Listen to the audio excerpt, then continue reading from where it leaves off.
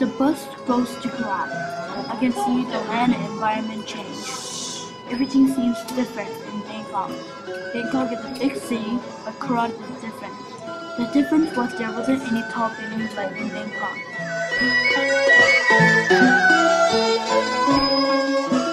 There's a lot of tradition, but there's also a lot of change. There's always a change in the future when there is a tradition. It is like light and darkness. Without light, there's no dark. Without dark, there's no light. In Korat, one of the traditions is pottery. The people first get clay and then they smack it down onto the plate. The people then spin the plate with the machine and add some water onto the plate to get the clay wet. Then they shape the clay into a pot. After the people finish, they get an nylon fish line and then they slide under the pot to break the seal to get the pot off. Then they carve the clay with a tool. Then you put it in the firing oven to make the clay hard.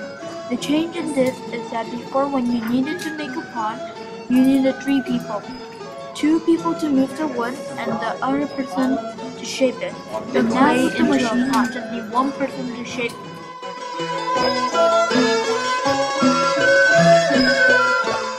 One of the changes that Bangkok has that Korat doesn't is the place they sleep. In Bangkok, most people sleep in apartments or houses.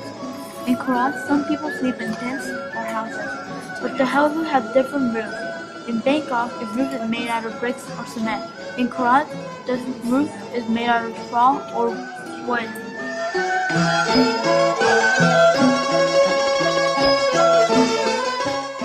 There were local shops in Korat, but everything was cheap. A Sprite or a Coca-Cola was only about 10 baht.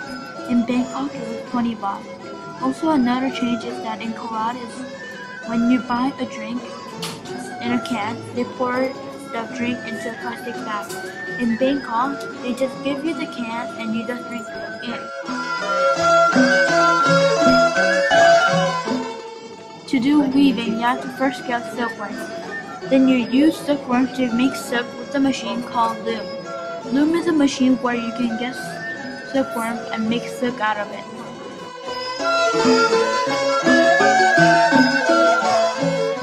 Our class was in the Rice Institute and we learned how to plant rice.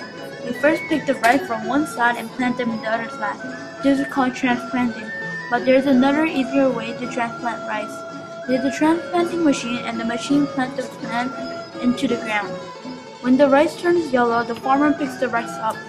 Then they get a pitchfork and when they shake it, the rice comes out. Then they use the machine to get the skin separated from the rice.